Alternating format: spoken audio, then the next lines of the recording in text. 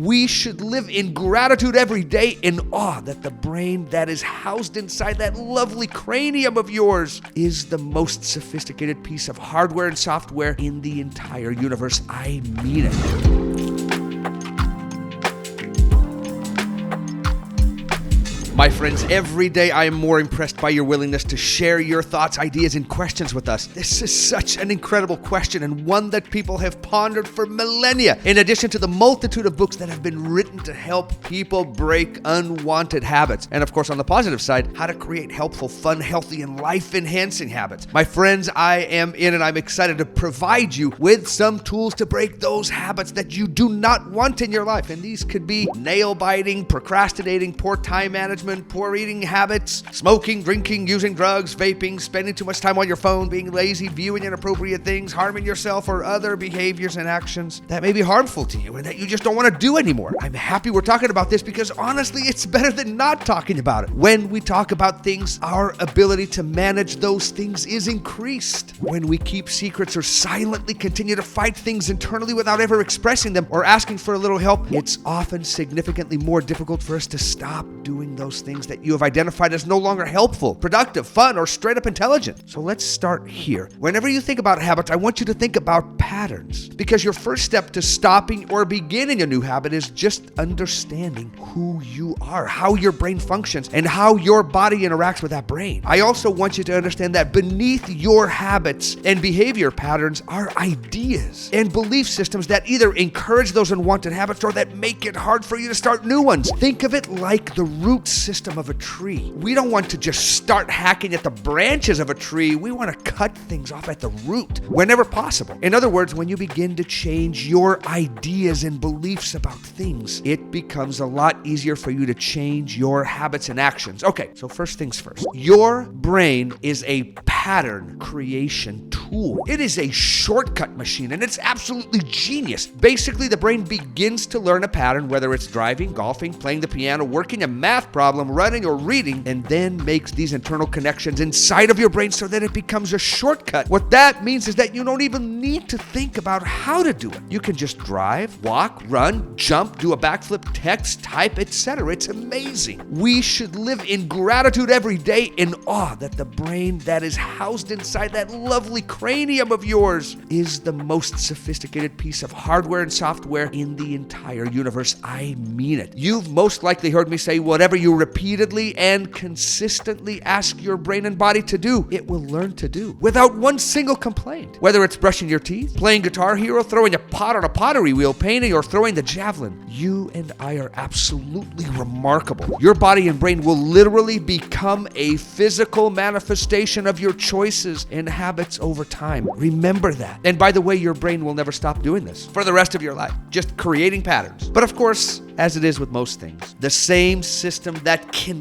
liberate and free you can also imprison you and make life very difficult and at times even miserable. That same system that can create wonderful and beneficial habits will also create unhealthy ones. Some of these negative habits are particularly hard because of how they impact our thoughts and our feelings. And as a result, individuals who get caught up in vaping, drugs, violence, smoking, alcohol, eating junk food, or other harmful habits find themselves feeling stuck, and at times even in great despair and hopelessness. By the way, if this is the case for you, seriously, my friend, find someone that is trustworthy. Communicate with a parent, communicate with a professional at your school, share your concerns and fear with them, and give yourself some wings and some power. One of the things that will be very helpful to you is awareness. Think of awareness as simply learning to see and observe yourself. The more awareness you develop, in other words, the more you see of yourself, the better able you are to manage yourself. We often walk around with a bunch of blind spots, right? Like when you're driving a car. And sometimes other people can help us to see and recognize those, which in turn, if we're humble enough, right, to drop our ego, it can motivate us to make some pretty incredible changes in our life. I'm explaining this to you because I want you to understand. I want you to see yourself a little more scientifically, a little more flexibly and dynamically. And by now, you know that this quality, this psychological flexibility, your ability to be dynamic is one of those concepts that I just want to gently hammer into that beautiful brain of yours. You are a creature of evolution and progression, not stagnation, and stagnation is death. But I digress.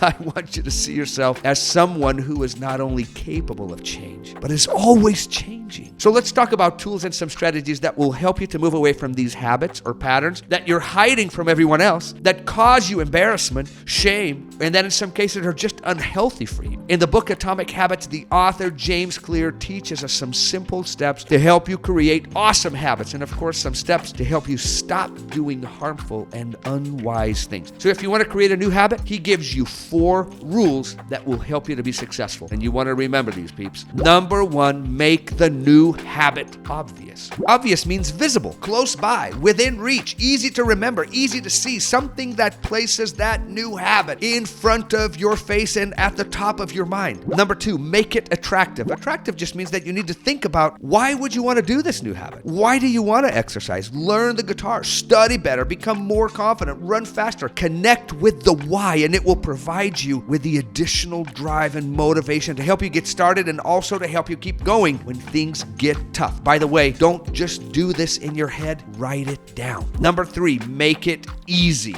Make it easy, people. Do everything in your power to make this new habit, behavior, skill as easily as possible. If you want to learn to play the guitar, don't keep the guitar in the closet. Put it as close to you as possible. Put it in your bedroom. Put it in the living room. And make sure that you see it and where you tend to hang out most of the time. Do you want to exercise in the morning? Set your clothes and running shoes out. Set an alarm and get an exercise buddy. You want to eat better? Hide the crappy food and make the good and healthy food visible and easy to reach. It's all about the easy button, baby. Number 4, make it satisfying. Do whatever you can to make your new habit a good and fun experience. Include people in those goals. Give yourself a little reward for taking some positive steps. Create an incredible playlist to listen to or watch something awesome while you're doing your new habit. So now, if you're looking to break a habit, simply take these rules and just turn them on their head. And you've got the how do I break a bad habit answer. So number 1, make it invisible. Whenever things make your unwanted habit easy to do, hide them. Put them out of sight, out of reach. Put a password on it, screen time, delete it, and make it hard to get to. If your habit is something that you do privately, keep your bedroom door open, go where people are, spend time away from people that feed those negative habits, and drift toward those who do different things. Number 2, make it unattractive. Why do you want to stop? What's your reasoning? Once again, connect to the why you would want to stop doing this pattern and write it down. Number 3, make it difficult. Similar to making it invisible, right? Make it hard for you to engage in the pattern you are trying to change. Ask yourself and be honest with yourself, for heaven's sake, what can I do and where would I have to be to make it really hard for me to do this behavior? And then take steps to modify your environment where you can, of course, and make this easy for you. And lastly, make it unsatisfying. If the pattern you're engaging in is always met with an unsatisfying end, you will honestly, over time, move closer and closer to overcoming that obstacle in behavior. According to James Clear, all behavior change has to work within those 4 rules or it just won't stick in the long haul. He also gives 3 other suggestions that I think are key for you to be successful in the long run. Number 1, set a goal. At some point, we got to create an objective, right? And commit. Man, we got to commit to do something different. Setting a goal is a great first, and honestly, it's an easy step. Don't skip it. Number 2, change your system. And this is really a key part to making things easy, obvious, and attractive. In other words, change the things that are happening around the habit that either make them easy or difficult to continue or change. Think of an alcoholic hanging out at the bar. It's going to be hard to change because his system is doomed to fail. His context will make it incredibly likely that he will fail. James Clear said, "You do not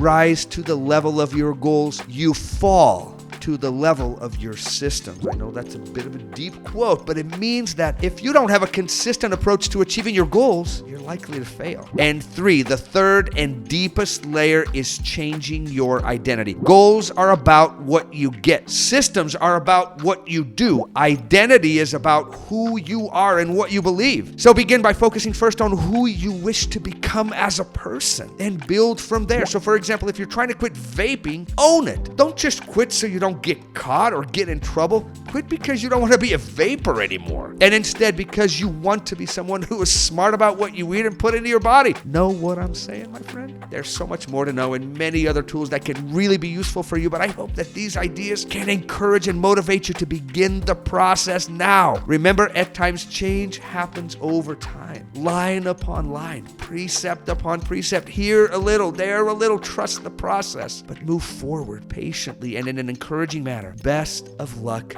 to you.